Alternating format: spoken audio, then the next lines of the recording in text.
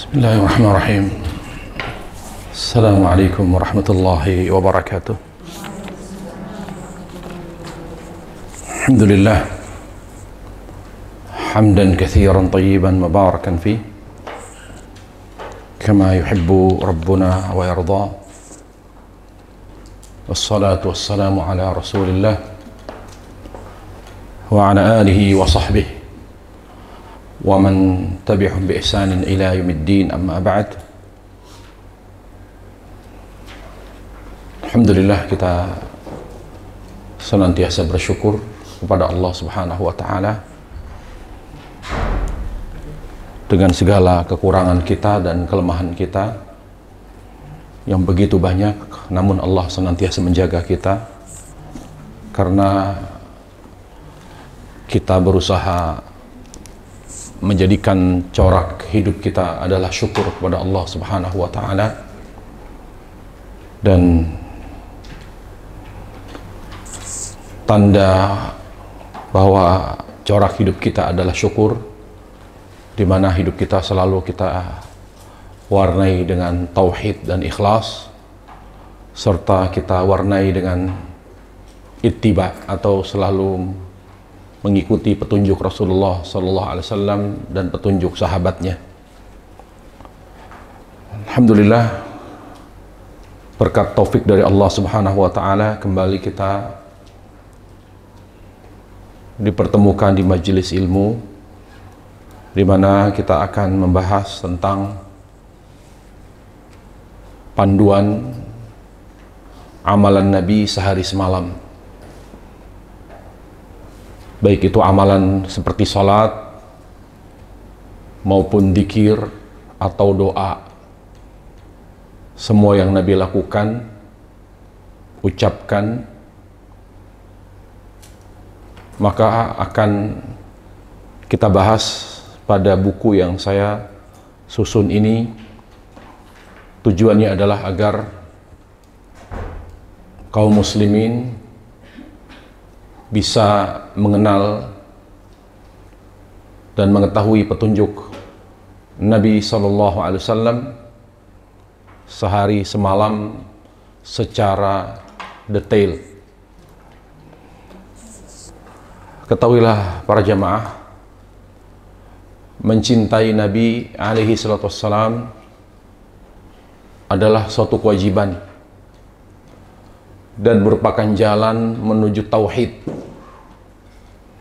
Mengapa kita disuruh oleh Allah Azza wa Jalla mengikuti sunnah, mengikuti petunjuk Nabi SAW? Karena mengikuti petunjuk Nabi dan sunnahnya merupakan jalan menuju tauhid, menuju ikhlas. Jadi apa yang kita lakukan sehari-hari, apa yang kita amalkan selalu sesuai atau mendekati sunnah Nabi alaihissalam, maka Allah akan tumbuhkan di dalam hati kita kekuatan tauhid dan ikhlas.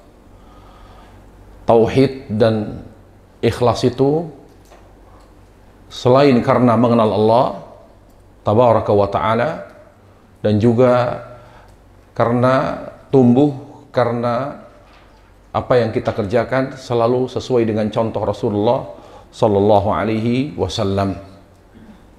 Oleh karenanya, untuk menjadikan hidup kita berwarna sunnah atau tuntunan Nabi sallallahu alaihi wasallam, maka tidak cukup hanya sebatas cita-cita, angan-angan, atau sekedar wacana, tetapi dia harus menjadi sesuatu yang real, konkret. Di sana ada perubahan dalam hidup kita, perubahan yang sangat signifikan. Dari mana kita mulai untuk merubah hidup kita agar lebih bercorak sunnah? Yang pertama dengan belajar. Yang pertama ya dengan niat. Yang pertama adalah niat yang sungguh-sungguh. Allah Azza wa Jalla mengatakan, "Wa may yatawakkal 'ala Allah." Allah Subhanahu wa taala berfirman, "Fa idza 'azamta fatawakkal 'ala Allah." Kalau kita sudah niat, maka Allah akan berikan kemudahan. Jadi harus dimulai dengan niat yang sungguh-sungguh, yang disebut dengan azam. Ya, nanti di sana ada penghalang, ada tantangan, ada apapun, maka Allah akan bantu kita untuk bisa mengatasinya dan Allah juga memberi kemudahan. Yang kedua adalah dengan belajar. Jadi jangan hanya mengklaim tapi tidak ada proses. Tidak ada perjuangan, harus belajar. Nah, buku yang saya susun ini membantu kaum muslimin untuk bisa belajar, mengenal sunnah Nabi SAW. Ya, dari amal-amal yang praktis sehari-hari. Bagaimana amalan Nabi SAW. Ya. Kemudian yang ketiga adalah konsisten atau istiqomah. Jangan kita hanya mengetahui, kemudian diamalkan, tetapi hanya sekali-kali. Para jamaah sekalian Allah Subhanahu wa taala, salah satu cara untuk menjaga ilmu adalah dengan mengamalkannya secara istiqomah. Secara istiqomah. Al-Imam Bukhari pernah ditanya, kenapa Anda banyak menghafal Quran dan menghafal hadis, banyak menghafal hadis? Kata beliau, bukan karena hafalan saya kuat. Saya bisa banyak menghafal hadis Nabi sallallahu alaihi wasallam yang jumlahnya sampai ratusan ribu karena saya sering mengulangnya dan mengamalkannya. Jadi jangan minder kalau hafalan kita lemah. Saya jamin ibu-ibu zaman kolonial ya, bukan milenial ya, itu pasti hafal Yasin. Padahal sudah nenek-nenek. Kenapa? Karena sering diamalin, sering dibaca. Yang mungkin yang milenial hafal surah Al-Kahfi. Jadi ternyata hafal itu disebabkan karena sering dibaca, sering diamalkan.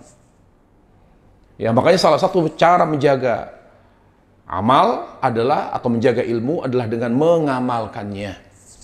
Dengan mengamalkannya. Menjaga hafalan, ya sering dibaca di sholat. Di sholat fardu, di sholat tahajud, di sholat-sholat sunnah lain, ya seperti itu. Nah, kemudian ketahuilah para jamaah sekalian, ilmu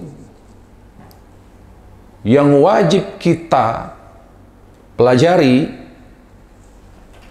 yang wajib dipelajari oleh setiap muslim adalah ilmu agama.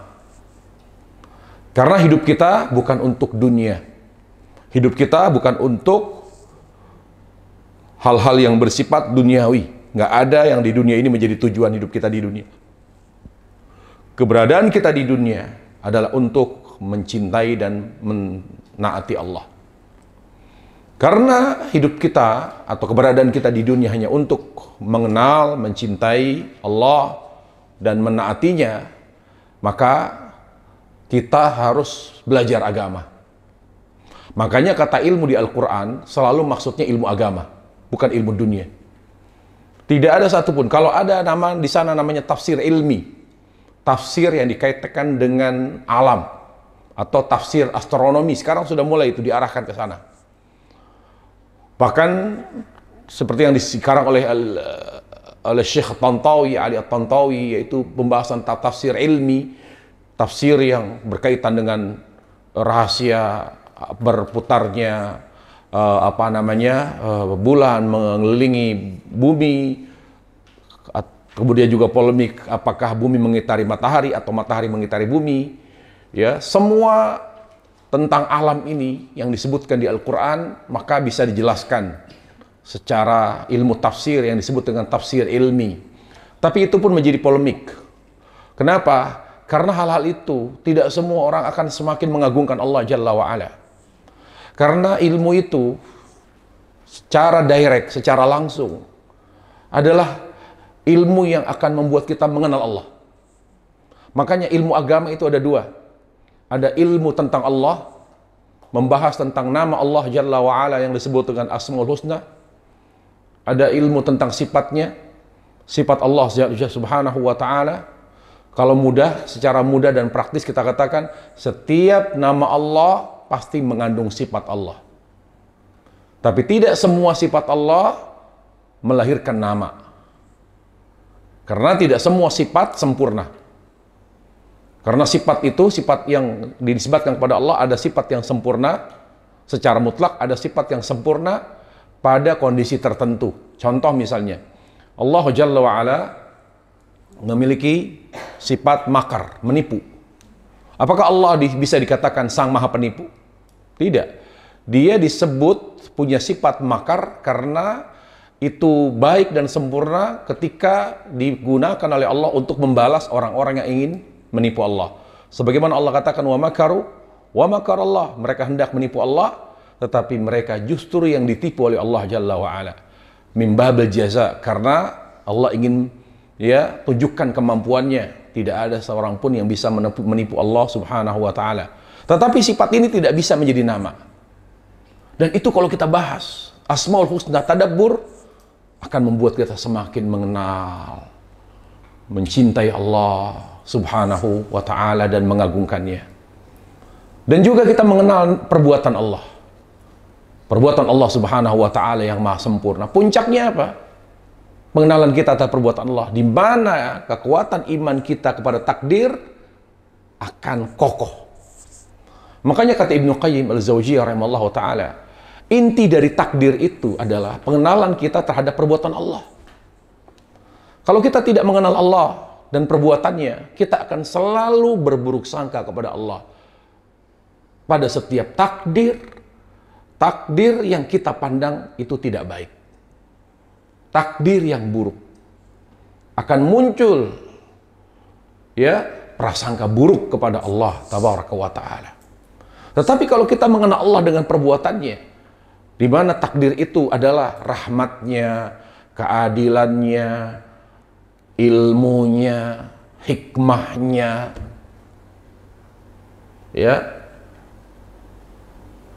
maka kita akan selalu berbaik sangka. Misalnya, Allah Jalla wa'ala menciptakan kekufuran.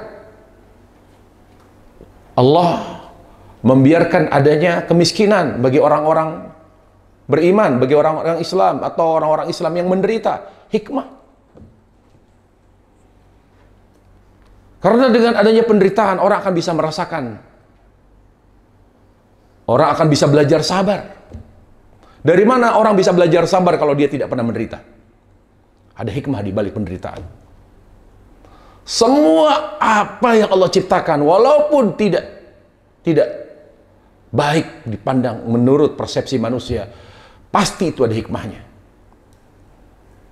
Sampai Allah katakan tentang ba'udatan pama fawqaha, bagaimana Allah menciptakan nyamuk. Ada hikmah di sana.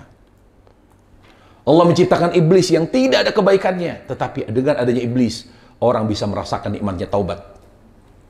Coba kalau tidak ada iblis, semua orang baik, semua orang taat, semua orang soleh. Lalu di mana ada kemaksiatan? Wallahi kalau bukan karena iblis, kita tidak bisa merasakan lezatnya taubat kepada Allah Jalla wa'ala. Tapi Allah dalam waktu yang sama memerintahkan kita atau melarang kita mengikuti iblis. Wala tattabi' khutuwatis syaitan. Jangan kalian ikuti langkah-langkah syaitan. Orang yang berburuk sangka kepada Allah karena tidak mengenal Allah. Nah, ini tentang ilmu tentang Allah. Yang kedua, ilmu tentang syariat Allah. Ilmu tentang syariat Allah maknanya ilmu tentang tuntunan Nabi alaihissalam. Apa yang Allah cintai, apa yang Allah benci. Apa yang Allah cintai kita bisa ketahui dari tuntunan Nabi. Apa yang Allah benci, apa yang Allah larang bisa kita ketahui di mana Nabi meninggalkan hal-hal itu. Nah, sekarang kita masuk kepada bab 1. Silakan dibuka bukunya. Kita pertama membahas tentang bangun dari tidur. Allah Subhanahu wa ta'ala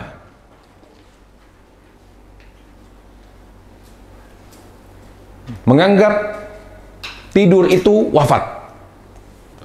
Makanya kematian manusia ada 2. Ada wafat kecil, ada wafat besar. Kedua-duanya adalah perpisahan. Wafat itu perpisahan. Hanya bedanya tidur dengan wafat besar, atau disebut juga dengan wafat besar dan wafat kecil. Sama-sama berarti adanya perpisahan.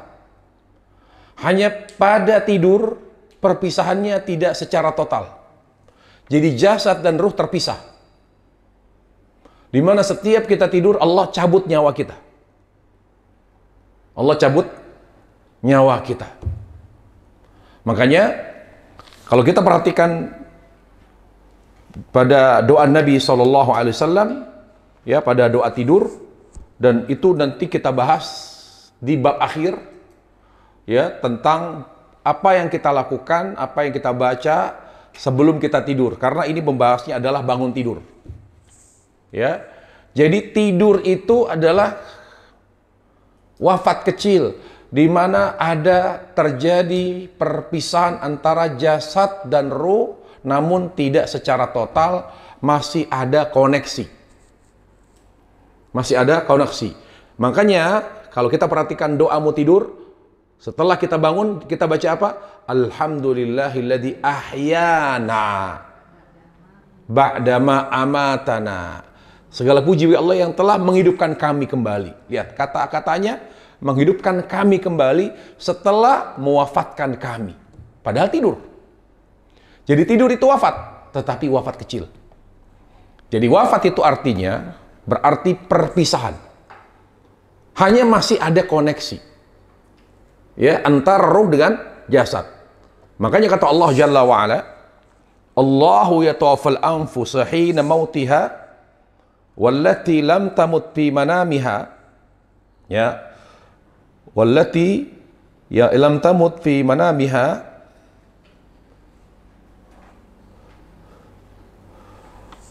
wallati Allahu yatawaffal anfusa hina mautiha, ya,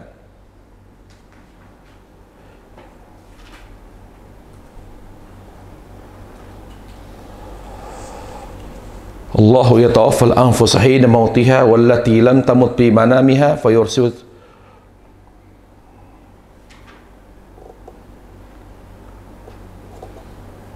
Lihat surah Az-Zumar ayat 42. Allahu yatawaffal anfusa hina mautiha wallati lam tamut fi manamiha fayumsiku allati qada 'alaiha al-maut wa yursilu al-ukhra ila ajalin musamma inna fi dzalika laayatin liqaumin yatafakkarun. Allah mencabut nyawa, memisahkan jasad dari ruh ketika tiba ajal seseorang. Dan Allah juga mencabut. Lihat, di sini bahasanya apa? Wallati lam tamut fi manamiha. Dan juga Allah mengambil ruh orang yang tidur. Jadi diambil, orang yang tidur itu ruhnya diambil oleh Allah. Fa yumsikul lati qadha 'alal maut. Kalau Allah takdirkan dia mati, Allah tidak kembalikan. Wa yursil ukhra ila ajalin. Kalau dia Allah takdirkan umurnya panjang, maka Allah kembalikan ruhnya ke jasad. Jadi setiap hari kita terancam mati. Jadi yang membuat kita, jadi tidak ada jaminan kita ketika tidur tidak sakit, tidak ada keluhan, terus besok nggak mati, nggak ada jaminan. Karena setiap kita tidur, ruh kita diambil oleh Allah. Makanya upayakan sebelum tidur jangan bermaksiat kepada Allah. Bertaubat pada Allah Subhanahu wa taala. Bertaubat kepada Allah. Dengan kita bertaubat sebelum tidur, maka ketika kita tidak menyangka bahwa ternyata kita dikembalikan ruh kita ke jasad, tapi bukan di alam dunia, tapi di alam barzakh. Karena kita tahu-taunya di alam barzakh. Setiap hari ya ikhwatal iman, para jamaah, ruh kita diambil oleh Allah Jalla wa'ala. Kalau Allah kehendaki kita mati, Allah tidak kembalikan. Kalau Allah kehendaki kita melanjutkan hidup dunia, Allah kembalikan. Untuk apa Allah kembalikan? Karena Allah masih beri kesempatan kepada kita untuk bertobat. Kenapa Allah kembalikan? Apa kelayakan kita untuk berhak menerima kembali ruh kita ke jasad kita? Apa alasannya? Kalau kita tidak berubah setelah Allah kembalikan, berarti kita tidak menjaga kepercayaan Allah. Tidak memanfaatkan kesempatan emas yang Allah berikan. Tiap hari kita diambil nyawa kita oleh Allah. Ruh kita, bukan pada saat ajal saja. Setiap kita tidur. Jadi Allah kembalikan. Untuk apa? Untuk memberi kesempatan kepada kita untuk berubah. Berubah apanya? Hatinya. agar lebih mencintai Allah. Amalnya agar lebih sesuai dengan contoh Rasulullah sallallahu alaihi wasallam. Para jamaah, orientasi perubahan itu kepada hati dan amal. Kalau tidak berubah dua hal itu, maka tidak ada perubahan. Karena perubahan itu orientasinya akhirat. Kalau percuma kita berubah tapi tidak ada manfaatnya, tidak ada gunanya di akhirat. Kalau perubahan kita ingin berguna di akhirat, maka arah perubahan kita itu mengarah kepada hati dan amal. Karena dua inilah yang akan kita bawa mati, yang akan kita bawa setelah kita kembali kepada Allah Subhanahu wa ta'ala. Baik, sekarang bagaimana kita bisa bangun pagi? Dan mungkin sebagian dari kita sudah bisa bangun pagi. Di mana kita bisa selalu, apa batasan bangun pagi itu? Di mana kita tidak pernah terluput dari subuh. Ibadah yang Allah Subhanahu wa ta'ala wajibkan itu patokan kemampuan seorang bangun pagi. Adapun tahajud, dia tidak jadi patokan, dia adalah keistimewaan. Tidak tercela, tidak hina di mata Allah kalau orang tidak pernah tahajud atau tidak mampu merutinkan tahajud. Walaupun termasuk aib. Tetapi ya, tolak ukur seorang bisa selalu bangun pagi yaitu subuh. Bagaimana caranya untuk bisa bangun sebelum subuh, di mana selalu mengerjakan subuh pada waktunya? Yaitu mengamalkan sunnah Nabi alaihissalam, tidur di awal malam. Kalau kita bicara tentang tuntunan Nabi tentang tidur, Nabi tidak pernah tidur ba'da maghrib. Tidur ba'da maghrib itu makruh. Banyak efeknya. Dan juga akan menghalangi kita, membuat kita berat tidur awal malam. Karena masih ada sholat di sana, itu sholat isya. Makanya kalau tidak betul-betul lelah, kalau tidak betul-betul ngantuk, jangan tidur ba'da maghrib. Makanya para ulama mengatakan makruh. Dan kata Abi Barzah radhiyallahu anhu di sini katakan kana yakrahun naum. Anna Rasulullah sallallahu alaihi wasallam kana yakrahun nauma qabla al-isya. Rasul tidak suka tidur sebelum isya, yaitu ba'da maghrib. Kemudian sunnahnya ba'da isya, setelah mengerjakan ba'diyah langsung tidur.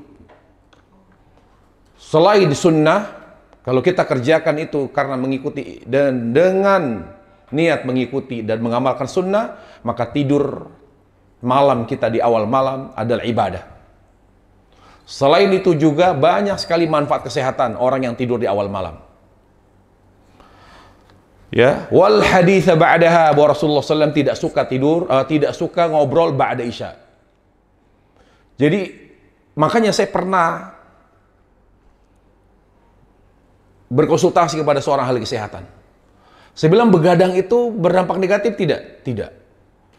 Harus dirinci, tidak mutlak tadi.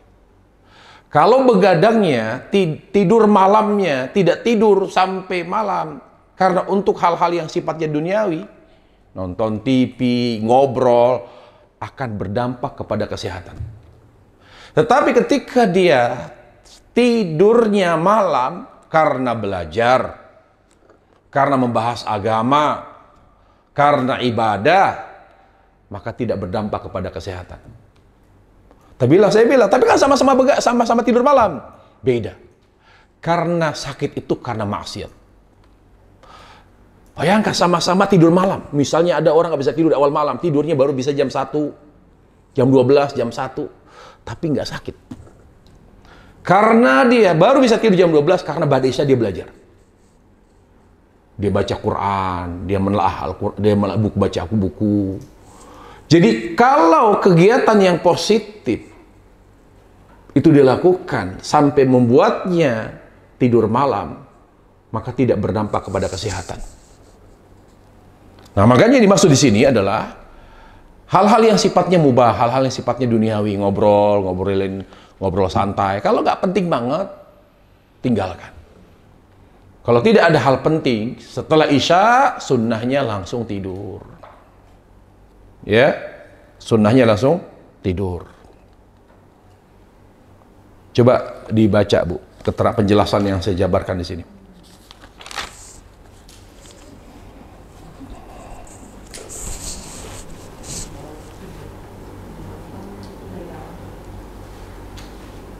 Halaman 3 ya. Di bawah hadis, setelah hadis. Tidak sepatutnya tidur sebelum Isya karena dikhawatirkan akan ketiduran pada waktu sholat Isya hingga habis waktunya, yaitu sesudah tengah malam, atau menyebabkan kepala pusing dan badan menjadi lesu jika tidur dari pada maghrib hingga Isya.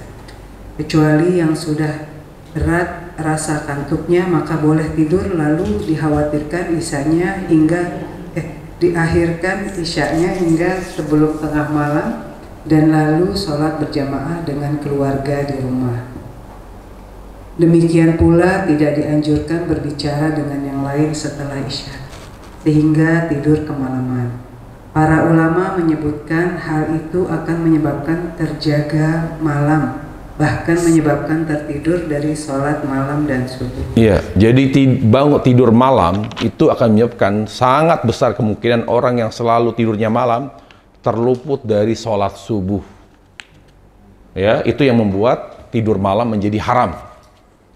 Tetapi tidak dianjurkan tidur malam kalau membuat seorang terluput dari sholat witir, sholat tahajud. Kemudian melakukan kegiatan apapun setelah isya maksudnya adalah kegiatan mubah yang mendesak, bermaslahat, lebih besar, seperti belajar untuk ujian. Jadi boleh tidak belajar ba'da isya? Karena darurat. Dan yang seperti ini tidak berdampak kepada kesehatan.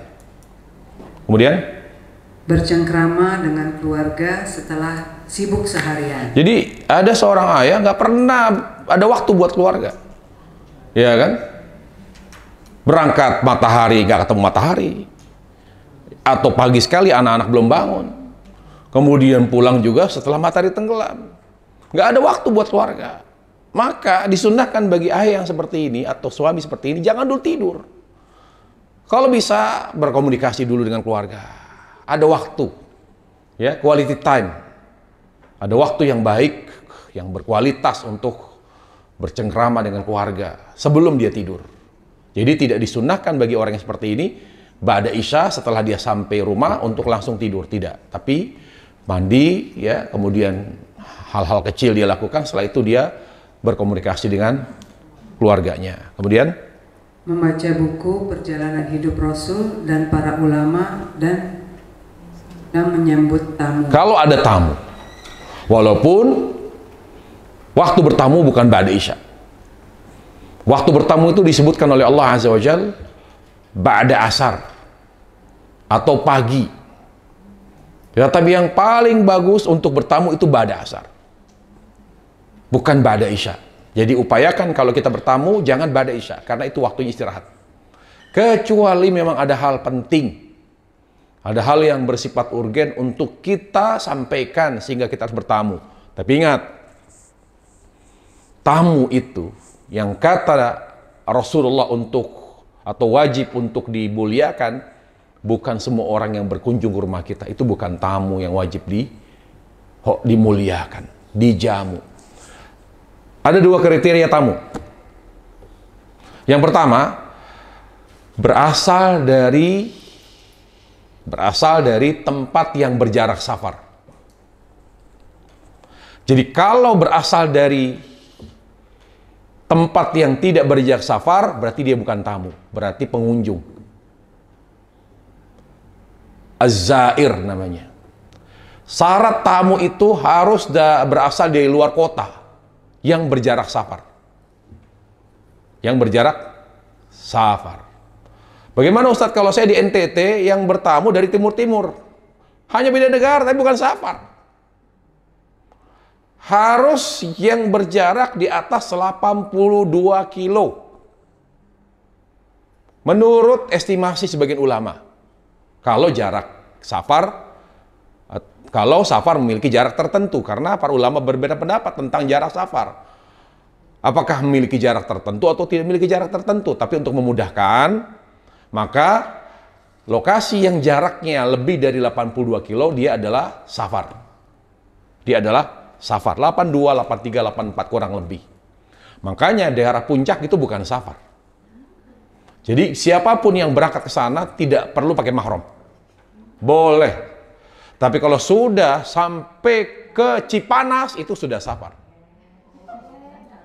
Karena dari Jakarta sudah lebih dari 82 kilo. Tapi itu kan bukan puncak lagi itu. Puncak itu patokannya tahun itu. Puncak pas itu. Nah, lebih dari itu, nah makanya tahun sendiri kita tidak perlu mengkosor, masih mengerjakan sholat secara sempurna. Jadi jangan dicari celah-celah safar di sini. Ya. Jadi bagi yang punya villa di atas Taman Safari, di bawah Taman Safari, tidak usah riskan tanpa mahram. Berangkat aja. Tidak ada masalah, rombongan ibu-ibu, rombongan teman-teman semua silakan. Nginep seminggu nggak pulang-pulang boleh. Tidak ada masalah hukum, tapi masalahnya dengan keluarga pasti. Jadi seperti itu, ya. Nah, jadi apa namanya tentang tamu itu harus berasal dari tempat yang berjarak safar. Yang kedua, dari awal niatnya menuju rumah kita. Kalau rumah kita menjadi second opinion atau pilihan kedua, kunjungan kedua setelah tujuan utamanya, maka dia tidak bertamu ke rumah kita. Misal, dari kampung dia ada urusan di Jakarta. Urusan pekerjaan kah, urusan bisnis. Ya, setelah itu dia ingat ada keluarganya. Mampir itu bukan tamu. Pengunjung. Jadi kalau kita tidak keluarkan makanan semua, boleh. Karena kalau tamu itu atau yang mendatangi rumah kita memenuhi kriteria tamu, maka kita harus menjamu secara istimewa. Kalau di rumah kita cuma ada nasi putih, bikin nasi goreng istimewa. Jangan cuma nasi putih. Kalau kita tidak punya apapun, beli di luar. Beli nasi mandi, nasi kebuli yang istimewa. Di sini dituntut untuk mengamalkan sunnah Nabi. Makanya kata Nabi alaihissalam, "Man kana yu'minu billahi wal yawmil akhir falyukrim dhaifah." Barang siapa yang beriman kepada Allah dan akhir, hendaklah dia memuliakan dan mengistimewakan tamunya. Yaitu tamu yang memenuhi dua kriteria tadi. Jadi kalau ada datang dari teman gitu ya, atau ibu-ibu dari sekolah karena pulangnya jauh, mampir ke rumah, "Assalamualaikum," "Waalaikumsalam." Terus, wah tamu nih, tamu tak diundang namanya. Datang, apakah kita wajib mengeluarkan makanan yang terbaik? Enggak, kasih air putih cukup. Jadi kita tidak menyalahi sunnah. Kalau orang yang berkunjung tidak kita jamu, lah kan kita tamu, masa air putih doang? Maaf, Anda bukan tamu. Jadi mohon tahu diri ya. Ya, jadi jangan bikin repot tuan rumah. Karena Anda bukan tamu gitu. Jadi saya nggak usah repot nyuruh supir saya beli ini, beli itu. Kalau ada peyek-peyek, kalau ada air putih, ada minta jus. La haula wala quwata illa billah. Jadi kalau kita bukan tamu yang syar'i yang dikatakan oleh Islam tadi, ya jangan banyak nuntut. Dikasih apapun alhamdulillah. Ya, tapi kalau itu memenuhi syarat, memenuhi kriteria tadi, jangan setengah-setengah. Jangan juga. Ya. Itu. Kemudian berikutnya, namun jika semua itu bisa dihindari dengan menyediakan waktu alternatif yang lain untuk semua itu, maka hal itu lebih baik. Nah. Adapun tidur setelah Isya, melakukan sesuatu yang haram seperti menonton sinetron, membicarakan hal-hal yang tidak ada manfaatnya, maka tidur setelah Isya langsung menjadi sunnah, bahkan wajib bagi yang dikhawatirkan akan ketiduran dari sholat subuh. Ya, bagi yang tidurnya memang panjang, tidak cukup tidur pendek, tidur di bawah misalnya 6 jam, dia tidur itu rata-rata sampai 8 jam, haram hukumnya dia tidur malam. Karena kalau dia tidur malam saja jam 10 ke atas dia tidur, pasti subuhnya kelewatan. Maka bagi dia tidur malam di awal malam itu wajib agar tidak kesiangan dari sholat subuh. Kemudian terlepas dari itu, semuanya bergantung kepada kebutuhan tidur pribadi masing-masing. Sebab ada yang tidak membutuhkan tidur terlalu banyak sehingga meski ia tidur setelah Isya, namun ia besar kemungkinan tetap bangun malam untuk sholat. Nah, artinya ada orang yang nggak bisa tidur malam-malam sampai, maksudnya tidur sampai 6 jam, nggak bisa dia. Nah, bagi orang yang tidak bisa tidur lama, kalaupun dia tidur misalnya jam 8 tidur, ya ujung-ujungnya jam 12 bangun dia, udah nggak bisa tidur lagi. Nah, bagi yang seperti ini, boleh tidur akhir malam, boleh. Ya, disunnahkan tidur awal malam bagi yang normal. Umumnya orang membutuhkan berapa jam untuk tidur. Dia tidak bisa tidur di bawah 6 jam misalnya. Tetapi kalau dia tidur cukup 4 jam, 5 jam, silakan. Jam 10 baru tidur. Ya coba, jam 10, 11, 12, 1, 2, 3, 5 jam, jam 3 bangun. Gak apa-apa jam 10 tidur. Jadi tidak mutlak ba'da isya itu tidur. Intinya, ketika tidur awal malam mengantarkan dia kepada tahajud, ya, maka itu sunnah. Tetapi kalau orang tidur di akhir malam tetap bisa tahajud, maka ini juga dianjurkan, dibolehkan dia. Jadi disunnahkan tidur awal malam, tidak berlaku bagi semua orang. Kembali kepada pribadi masing-masing. Ya, begitu. Kemudian kesimpulannya? Kesimpulannya adalah mengamalkan sunnah Nabi SAW tersebut adalah lebih baik. Ya, intinya kesimpulannya secara umum tidur di awal malam adalah sunnah. Adalah sunnah. Nah, kemudian yang kedua, sebelum kita tidur, upayakan kita tidur dalam keadaan memiliki wudu. Memiliki wudu. Jangan biarkan tidur dalam keadaan tidak memiliki wudu atau tidak suci. Kenapa demikian? Yang pertama sunnah, yang kedua manfaatnya besar. Besar sekali, karena salah satu cara untuk menghindari mimpi buruk, di mana tidur kita dijaga oleh malaikat dari gangguan jin, ya, dari gangguan jin, di mana kita di saat tidur dalam keadaan memiliki wudu. Ya, itu cara untuk menghindari mimpi buruk, yaitu dengan berupaya untuk berwudu sebelum tidur. Ya, cuma kadang-kadang kendala kita adalah pada saat sudah wudu, kemudian sudah di atas tempat tidur, sudah PW, keluar angin, mau bangun lagi malas gitu ya. Nah, itu di situ memang diuji keseriusan kita untuk mengamalkan sunnah ini, ya. Baik. Apa kata Nabi alaihissalam, orang yang senantiasa tidur dalam keadaan memiliki wudu, man bata tahiran bata fi sya'ri malak, falam yastaqit illa qala al malak, Allahumma fil li 'abdika fulan fa innahu bata tahira. Allahu akbar. Orang yang tidurnya selalu berwudu setiap pagi, pada saat dia bangun didoakan ampunan oleh malaikat. Jadi dosa kita terhapus bukan karena doa istighfar kita, bukan karena taubat kita, tapi karena didoakan oleh malaikat. Apa kata Nabi Rasulullah SAW? Barang siapa yang tidur dalam keadaan suci, lalu berdoa sebelum tidur, maka pada bajunya, jadi malaikat itu langsung melekat di baju kita, dijaga, jadi tubuh kita dijaga. Ada yang di baju, ada yang di lain. Jadi malaikat itu di sisi kita, ya. Lalu malaikat itu yang menjaga itu sampai dia jaga sampai kita bangun. Setelah kita bangun, dia berdoa, ya Allah, ampunilah dosa hambamu ini. Allahumma fil li 'abdika fulan, ya Allah, ampuni dosa hambamu ini. Karena, kenapa didoakan ampunan oleh malaikat? Karena dia waktu tidur dalam keadaan memiliki wudu. Allahu Akbar, didoakan ampunan karena kita tidur dalam keadaan punya wudu. Itulah hebatnya amalan yang sesuai dengan sunnah. Maka jangan diremehkan amalan sekecil apapun kalau sesuai dengan sunnah, karena keutamaannya pasti besar. Hanya karena wudu, mau tidur berwudu, bayangkan, lalu dijaga oleh malaikat dari gangguan. Makanya kalau ada orang sebelum tidur kadang-kadang merasa dicekik setan, atau nggak bisa napas, atau itu karena salah satu sebabnya kita mau tidur nggak berwudu. Karena nggak ada yang jaga. Ini yang menjaga pasukan Allah yang sangat khusus, yaitu malaikat. Dan saat kita bangun pagi, didoakan.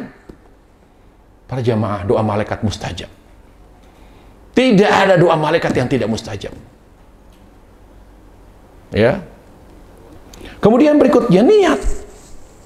Kalau orang ingin bangun pagi, kalau nggak niat nggak bakal bangun dia. Hanya bicara saja, hanya ngomong aja. Aduh, pengen saya bangun tahajud, nggak bakalan bangun tahajud dia. Orang yang suka beramal tidak banyak bicara. Ibnu Rajab dalam kitab Fadlul Ilmi Salaf wal Khalaf beliau mengatakan, kenapa Nabi banyak beramal? Karena beliau tidak banyak bicara. Kenapa orang munafik yang malas beramal? Kata Nabi alaihissalam, wa idza qamu ila shalah, kata Allah Jalla wa ala, wa idza qamu ila shalah qamu kusala. Kalau mengerjakan salat, orang munafik itu selalu malas-malasan. Kenapa mereka tidak bergairah, tidak semangat mengerjakan salat? Karena diantaranya mereka banyak bicara. Allah katakan, wa minan nasi may yu'jibuka qawlu fil hayatid dunya. Di antara manusia yang ada pada diri mereka kemunafikan, kata Allah, memiliki kepandian berretorika yang memukau. Jadi kemampuan bicara, berretorika itu tidak atau bukan bukti bahwa dia di atas kebenaran.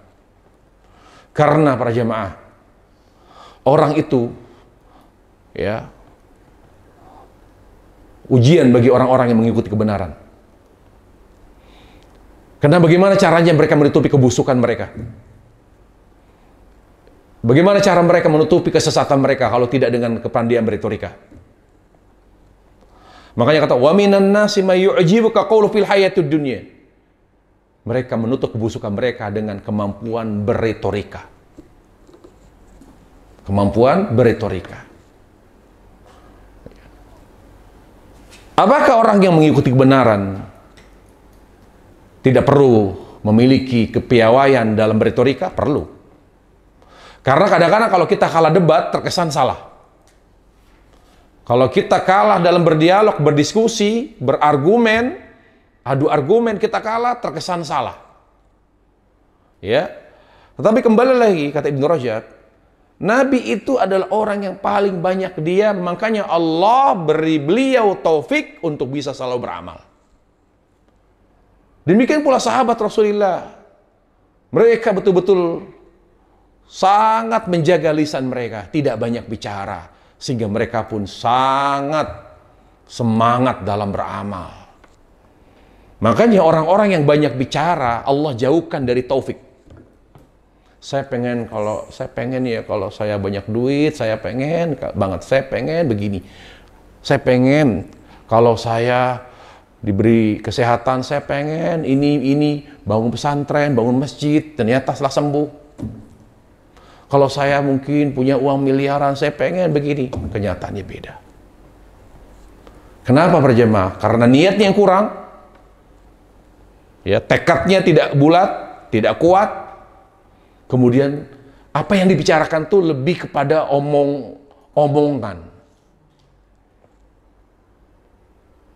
Kalau orang ingin berbuat baik, dia bicaranya sedikitnya. Singkat. Ya Allah, kalau saya diberi rezeki, saya pengen bangun masjid. Titik udah. Yang kedua, jangan banyak nazar. Orang yang banyak nazar itu akan jauh dari amal. Makanya nazar itu makruh. Nazar itu makruh. Kata Nabi alaihissalam, innama istakhraju, innama nadhur minal bakhil. Orang yang suka bernazar itu orang pelit. Perhitungan sama Allah. Dia hanya bersedekah kalau sembuh. Dia bersedekah kalau anaknya lulus PTUN. Dia sembuh, dia akan berbantu anak yatim kalau anaknya lulus. Kalau suaminya dapat tender atau dapat proyek. Kalau enggak sedekah. Kalau enggak lulus, enggak menyertai anak yatim. Ini perhitungan sama Allah. Makanya kata Nabi alaihissalam, inna mistakhrajul bakhil, yang melakukan nadar hanya orang pelit. Ngapain kita mengkaitkan kebaikan dengan kesembuhan, kelulusan? Apa urusannya? Allah katakan apa? Orang yang bertakwa itu, alladzina yunfiquna fis sarra wad dharra. Orang yang bertakwa itu, orang yang baik itu, kata Allah Jalla wa Ala, dia akan selalu berinfak dalam keadaan lapang maupun sempit. Nggak nunggu kaya dia. Nggak nunggu sembuh, nggak nunggu sukses, nggak nunggu menang tender, nggak nunggu dapat untung besar. Fis sarra wad dharra, berinfak dalam keadaan lapang maupun sempit. Tetap dia berinfak. Ya. Nah, ini penting. Jadi harus ada apa namanya?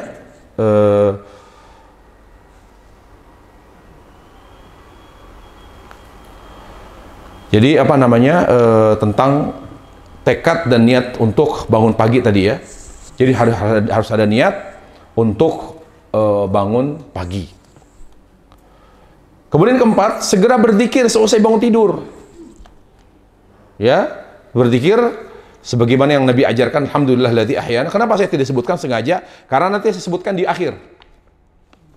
Tetapi yang ingin sampaikan di sini secara umum bahwa setiap kita tidur selalu tengkuk kita ini diikat oleh syaitan dengan 3 ikatan. Itu yang membuat kita susah bangun tahajud, susah bangun subuh. Bagaimana cara mengurai ikatan syaitan? Bagaimana cara membukanya, mengurainya? Yang pertama, ya, ketika kita bangun, berzikir. Berdoa seperti doa Nabi sallallahu alaihi wasallam. Ini terbuka nanti, terurai ikatan syaitan. Alhamdulillahilladzi ahyana. Setelah kita baca, lalu wudu. Maka terurai ikatan yang kedua. Kemudian ketiga, setelah kita wudu, kemudian sholat. Maka dengan 3 amalan ini, semua ikatan syaitan menjadi terlepas. Ya, lalu apa dampaknya bagi tubuh kita kalau kita melakukan 3 amal ini setiap kita bangun tidur? Alhamdulillah di ahyana, kemudian berwudu, kemudian sholat. Apakah itu sholat tahajud, apakah itu sholat witir, apakah itu sholat qobliyah subuh, atau sholat subuh, minimal sholat subuh. Maka setiap hari badan sehat. Sehat, ya. Kemudian bergairah, semangat, nggak lemes, tidak bergairah. Wallahi kalau ada kita menemukan diri kita atau keluarga kita tidak bergairah, kok nggak semangat ya, kok nggak mood ya, hari ini kok nggak mood ya, malas, karena kita tidak mengamalkan 3 amal ini. Coba dengarkan hadis Nabi alaihissalam. Kata Nabi alaihissalam, ala qafiyati ra'si ahadikum billail hablum fihi 3 waqat, fa in istayqadha fa dzakara in halat 'uqdah, fa idza qamat fa tawadda in halat 'uqdah, fa idza qama ila shalah in halat 'uqdahu kulluha. Fayusbihu nasyitan thayyiban nafs faqad asaba khaira wa illam yaf'al asbaha kasilan khabisan nas lam yusib khaira. Pada 3 tengkuk kepala seorang ketika mau tidur itu diikat oleh syaitan. Karena nanti dampaknya ke pagi. Supaya dia tidak semangat beramal soleh, tidak semangat bermanfaat, tidak semangat beribadah. Itu pengaruh dari ikatan 3 ikatan syaitan ini. Jika ia bangun lalu membaca doa seperti doa Nabi, maka terlepas ikatan pertama. Jika ia berwudu, maka terlepas ikatan kedua. Jika ia sholat, minimal sholat subuh, maka terlepas ikatan terakhir. Maka di pagi harinya akan bergairah. Tenang jiwanya, tidak galau. Tenang. Subhanallah, dampak sunnah. Dampak amalan Nabi alaihissalam. Kita bangun tidur, doa, wudu, sholat karena Allah. Dampaknya ke hati, lebih tenang, khususnya kaum wanita, agar lebih tenang jiwanya, lebih kuat jiwanya. Tolong selalu bangun tidur baca doa. Tapi sering kita lupa ini. Yang pertama itu utama doa. Bangun aja. Astagfirullah, belum bikin sarapan. Bagaimana Ustadz kalau saya udah bikin sarapan baru doa? Kalau lupa boleh. Tapi jangan tiap hari baru selesai. Ya, selesai subuh, alhamdulillah lupa tadi baca doa. Setelah salam ba'da subuh baru alhamdulillahilladzi ahyana. Upayakan setelah bangun langsung membaca doa. Selain apa? Bersemangat, tenang jiwanya, dan dimudahkan oleh Allah untuk bisa banyak berbuat baik. Namun jika ia tidak melakukan 3 hal tersebut sama sekali, maka di pagi harinya akan merasa malas, lesu jiwanya, dan tidak mudah untuk berbuat baik. Berat untuk berbuat baik itu berat. Ya, berbuat baik. Kemudian saling tolong menolong, artinya saling membangunkan dong. Suami membangunkan istri, istri membangunkan suami, orang tua membangunkan anak. Jangan dibiarkan anak sampai nggak subuh. Ingat, patokannya subuh. Kalau tahajud, boleh dibangunkan, boleh tidak. Kalau witir, boleh. Misalnya membangunkan witir, suami, Mas witir, bangun, mau witir apa enggak gitu. Mau witir apa enggak? Enggak, saya capek, ya udah biarkan. Tapi subuh bangunkan. Wajib membangunkan semua keluarga untuk bangun. Wajib dibangunkan. Karena ini wajib. Bukan alternatif, walaupun weekend sekalipun. Walaupun tidak ada kegiatan sekalipun di weekday, tetap subuh bangunkan, wajib. Laki perempuan yang wajib sholat, kecuali yang halangan. Yang tidak berhalangan, laki-laki juga bangunkan. Ya. Kemudian yang keenam, berdoa selain mohon kepada Allah agar bangun pagi. Doa, jadi minta kepada Allah apapun. Yang bangun di awal malam, bangun di akhir malam, saya pengen bangun jangan sampai kesiangan subuh, minta ya Allah, tidurkanlah aku dan bangunkanlah aku sebelum subuh. Minta sama Allah Subhanahu wa ta'ala. Kemudian menggunakan sarana pendukung yang lain, ada alarm, ada apa, semua manfaatkan. Nah, kemudian berikutnya adalah jangan biarkan kita tidur sendiri. Di rumah besar hanya kita sendiri. Upayakan ada yang menemani. Apakah di ruangan yang sama, di kamar yang sama, atau beda ruangan, tapi tidak berjauhan. Kenapa? Karena yang pertama, yang suka tidur sendiri, di rumah sendiri, tidak ada orang sama sekali, maka berpotensi untuk digoda oleh syaitan. Yang kedua adalah, kalau terjadi apa-apa, tidak ada yang menolong.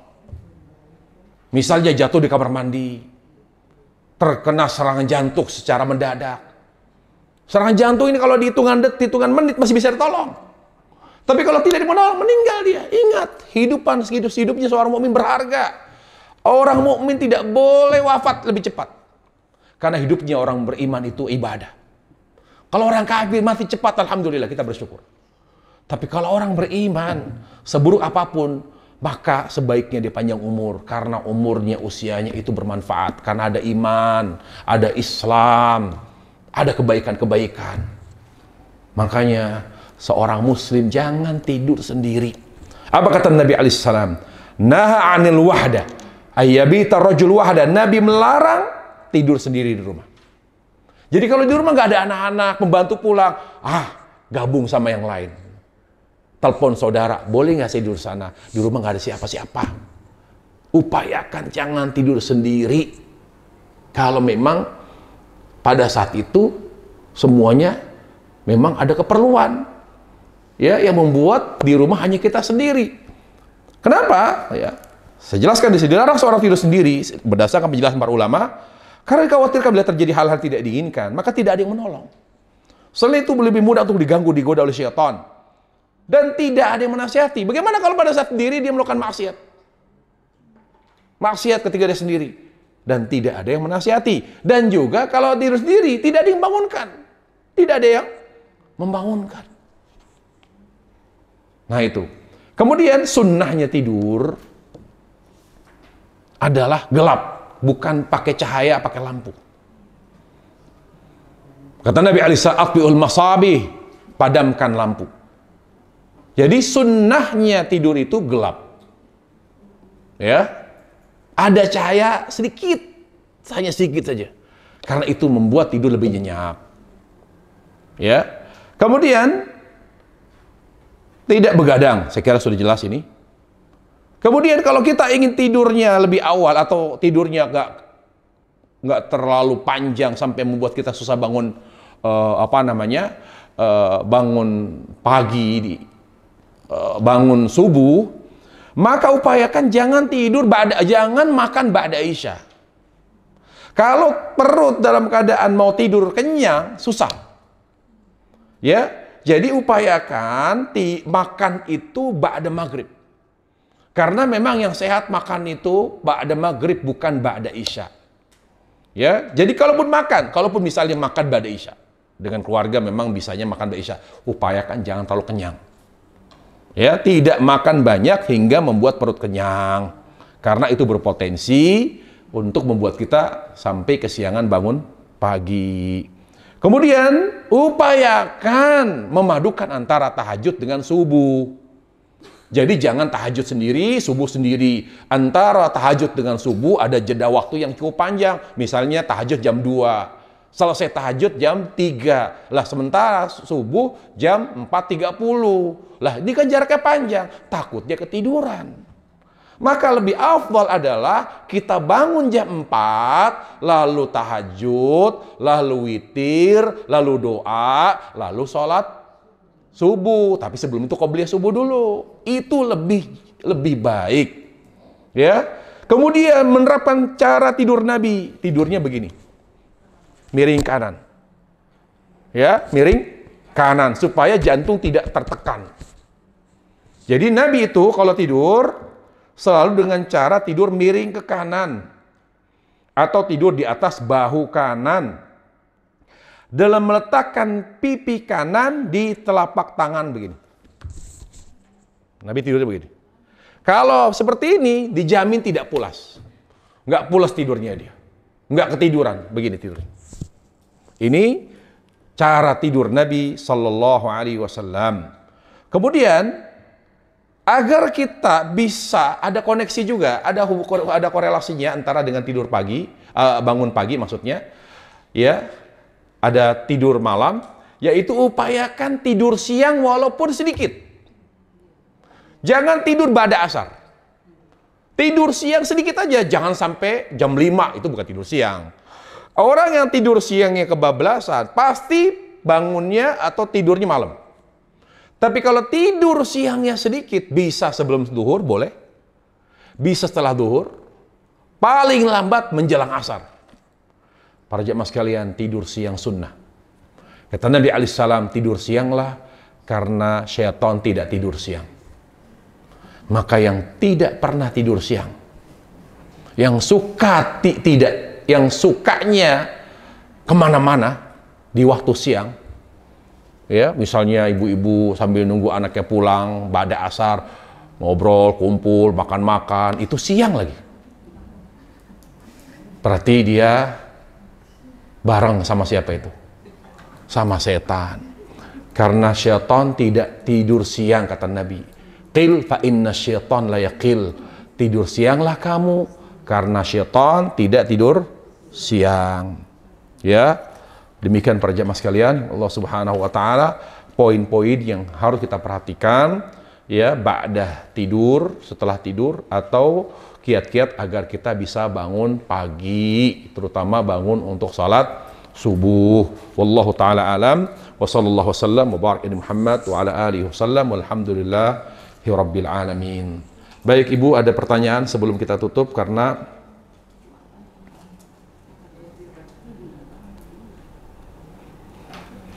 kita akan tutup karena ini hari Jumat. Walaupun kebetulan saya tidak ada jadwal, tapi tetap kita sesuaikan waktu Jumat. Ya, silakan. Lebih afdol sholat witir itu sebelum tidur apa pada sholatnya? Nabi alaihissalam bersabda, "Ij'alu akhira salatikum bil witr." Jadikan witirmu di akhir malam. Maka kalau dibilang lebih afdol, jelas sabda Nabi mengatakan, jadikan witirmu di akhir malam. Witir sebelum tidur itu afdol bagi yang yakin tidak mampu bangun malam. Kalau dia yakin atau kemungkinan besar dia tidak bisa bangun akhir malam, maka lebih afdol bagi dia untuk witir sebelum tidur. Tapi kalau dia bisa bangun malam dengan alarm atau dengan orang yang bisa membantu kita membangunkan kita, maka secara waktu itu jauh lebih afdal. Karena dengan kita witir di akhir malam, yang pertama itu waktu terbaik witir. Ingat, witir itu semakin mendekati subuh semakin afdal. Witir waktunya semakin mendekati subuh semakin afdal, bukan sebelum tidur. Tapi bagaimana Abu Hurairah? Kata Nabi alaihissalam, kata Abu Hurairah, kekasihku berwasiat untuk menjaga 3 amal. ya, yaitu yang pertama untuk senantiasa puasa 3 hari tiap bulan, yaitu Ayyamul Bid. Ini. Kemudian kekasihku juga berwasiat untuk mengerjakan witir sebelum tidur. Nah, ini yang kedua, ini kenapa Abu Hurairah diwasiatin oleh Nabi untuk witir sebelum tidur? Karena Abu Hurairah bukan orang yang tidurnya awal malam. Beliau kalau tidur itu selalu akhir malam, karena Ba'da Isya belajar sama Nabi. Belajar hadis. Karena beliau ada kegiatan khusus, dia harus belajar. Beliau itu termasuk ahlu suffah. Ahlu suffah, yaitu yang ikut kajian khusus Nabi, mendalami hadis. Makanya beliau sahabat yang paling banyak meriwayatkan hadis Rasulullah. Makanya kata Nabi alaihissalam, bahwa kamu kan kalau tidur malam, maka saya pesan saya, jangan tidur dulu sebelum witir. Karena dia tidur malam. Tapi kalau kita tidak seperti itu, bisa tidur ba'da isya, maka lebih afdal jangan witir dulu. Tapi witirnya di akhir malam. Kecuali tidak lelah. Kalau lelah betul, nggak mungkin kita bangun akhir malam, takut terluput dari witir, maka apa? Maka kita sholatnya sebelum tidur. Karena kita yakin, kayaknya nggak bangun malam nih. Subuh aja deh, nggak kuat saya witir. Dan itu yang saya lakukan. Saya takut nggak bisa witir. Makanya kalau Allah bangunkan saya jam 4, ya udah tahajud aja, nggak witir. Antisipasi. Takutnya bangunnya mepet. Gitu. Tapi kalau Allah takdirkan kita bisa bangun, ya tahajud aja. Tapi kalau kita yakin, ya tinggal setting aja kalau gitu. Jam 4 bangun, ya udah. Tergantung kondisi kita juga.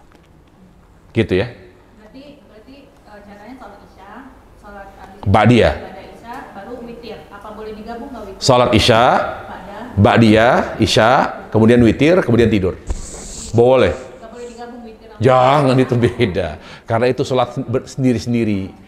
Ya. Terus satu lagi Ustaz, kalau misalnya bangun pada saat sahur gitu, terus kita mepet, kita belum sholat witir nih sebelum tidur. Nah, bagusnya tuh kita witir aja atau pakai tahajud. Ini sebelum kapan nih? Sebelum tidur? Enggak, subuh. Bangun jam? Jam setengah 4, misalnya mau sahur kan nyiapin makan anak-anak. Bangunnya jam berapa? Jam setengah 4. Oh, setengah 4. Sahurnya sahur Ramadan, sahur sunnah? Oh, sunnah. Tahajud dulu, witir dulu. Tahajud dulu baru witir. Sahurnya sahur apa nih? Puasa apa nih? Harus detail. Senin Kamis, tahajud dulu, witir dulu. Kalau akhirnya gara-gara tahajud dan witir, akhirnya nggak makan sahur, nggak puasa, nggak usah puasa. Karena sunnah, puasa sunnah jangan terlalu dibelain. Tahajud lebih afdal. Wallahi yang pertama kali Allah tanya itu sholat, Allah nggak tanya puasa. Dan untuk menutupi kekurangan sholat kita, fardu, sholat dengan sholat sunnah. Kan kita punya apa? Simpenan gitu. Kalau Allah tanya salat fardu kamu gimana? Banyak kekurangannya. Ya Allah, saya pernah tahajud, saya sunnah. Kalau puasa belakangan. Jadi jangan membela sunnah yang selain sholat, apakah sedekah, apakah itu puasa atau umroh, karena itu ditanya belakangan. Dahulukan amal yang akan menjadi jawaban kita di hadapan Allah. Kan semuanya ini camat nih. Calon mati maksudnya. Tolong dahulukan simpenan jawaban. Apa itu sholat? Jadi sholat sunnah nomor 1. Jangan demi puasa sunnah sampai tahajud ditinggal. Lah, tidak benar. Tahajud di atas sahur, di atas puasa sunnah. Karena yang akan Allah tanya pada saat nanti di hari kiamat, sholat, yaitu sholat fardu. Lalu Allah katakan, hallahu min tatawwu. Ini sholat fardunya banyak kurangnya nih kata Allah. Dia punya nggak sholat sunnah? Dia nggak ditanya oleh Allah. Dia punya nggak puasa sunnah? Nggak ditanya. Dia punya nggak puasa Ayyamul Bid? Nggak ditanya. Dia punya tidak puasa salat sunnah yang bisa menutup kekurangan pada salat fardu. Kalau sudah ditutup, semua amal dari zakat, puasa Ramadan, haji, Allah mudahkan. Allah tutup, Allah menutup mata. Maksudnya tuh Allah mudahkan hisab yang lain. Yang paling ketat itu salat. Karena dia adalah amal yang paling Allah cintai. Allah itu menghisab kita dengan rahmat. Makanya ditanya pertama, bukan amal yang lain, tapi amal yang paling Allah cinta itu salat. Makanya Allah tidak mengizinkan Jibril untuk menyaksikan ketika Nabi menerima wahyu salat. Nggak diizinkan. Lihat, itu kan rahasia. Makanya ketika Nabi akan menerima syariat salat, dipanggil langsung oleh Allah, Jibril temanin. Pada saat akan menerima, kata Allah, kamu jangan ikut. Ini rahasia. Aku dan Muhammad. Jibril tidak boleh ikut mereka. Tidak boleh menyaksikan. Maka Allah nanti pada saat akan menghisap kita, yang pertama kali Allah tanya, salatmu. Jadi tetap tahajud, witir itu harus diutamain. Kalau ada sisa waktu, misalnya tinggal sejam kurang, usahakan sejam lah. Udah mulai, kan cuma ngangetin doang. Gitu ya. Makanya dari rumah disiapin. Kalau mau bikin apa, mau bikin tahu isi atau tempe ditepungin, udah disiapin tuh itunya, taruh kulkas supaya nggak basi. Saya suka masak, jadi saya tahu teknisnya. Jadi taruh di kulkas supaya nggak basi, terus nanti tinggal diangetin, goreng-goreng doang sebentar. Ini belum apa-apa, belum motong sayurnya, wah kelamaan. Disiapin nih segala sesuatunya, nanti sahur tinggal goreng-goreng doang atau ngangetin gitu. Jadi nggak ada masalah, insya Allah. Jelas ya? Kalau misalnya kita masih kepengen puasa gitu, terus sholatnya itu kalau misalnya 2 aja, kita sholat tahajud. Iya boleh, tahajud 2, witir 1. Tapi nggak ada tahajud 1 rakaat, witir setengah, nggak ada. 2, 1. Boleh, boleh. Ya, taib. Ada lagi? Cukup? Kalau seandainya udah wudhu kita terus tidur, Batal. terus buang angin gitu, terus Batal. batal. Terus wudhu lagi. Iya, gimana? Ya wudhu lagi. Wudhu lagi. Wudhu lagi. Terus batal. Wudhu lagi. Ya jawabannya gitu aja udah. Batal. Wudhu lagi. Batal. Wudhu lagi. Nggak ada lagi jawabannya. Ya bagaimana?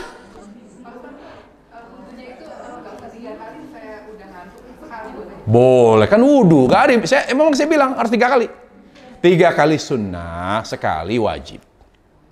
Yang 3 itu bisa diterapkan di wudhu mau tidur, juga wudhu pada saat di pesawat. Pesawat juga gitu, jangan 3 banjir kamar mandi. Sekali aja, muka sekali, tangan sekali. Itu pun sedikit airnya saja, yang penting basah. Ini kadang-kadang jamaah umroh tuh nggak ngerti, makanya kru pesawat tuh pusing. Ini banjir, ibu. Dielap lagi, jadi galak pramugari itu, makanya kesel. Jadi itu sunnahnya wudhu, yaitu hanya sekali di saat kita mau tidur atau di saat berada di pesawat. Ya, Ibu terakhir mau tanya. Batas tengah malam itu Dibagi 2, Bu. Malamnya berapa lama? Di negara-negara kan beda-beda. Musim panas, musim dingin, tinggal dibagi 2. Kalau malamnya sepanjang 12, ya berarti 6 jam. Berarti dari maghrib hitung tuh 6 mundur, nah tengahnya di situ. Kalau ternyata dia musim panas, di mana siangnya lebih lama, siangnya lebih lama. Misalnya maghrib itu jam 7, berarti dibagi 2, gitu aja. Tengah malam tuh di situ, gitu. Jadi masing-masing negara beda-beda, tergantung musimnya. Baik, kita tutup majelis kita kepada majelis. Subhanakallah bihamdik, asyhadu an la ilaha illa anta, astaghfiruka wa atubu ilaik. Assalamualaikum warahmatullahi wabarakatuh.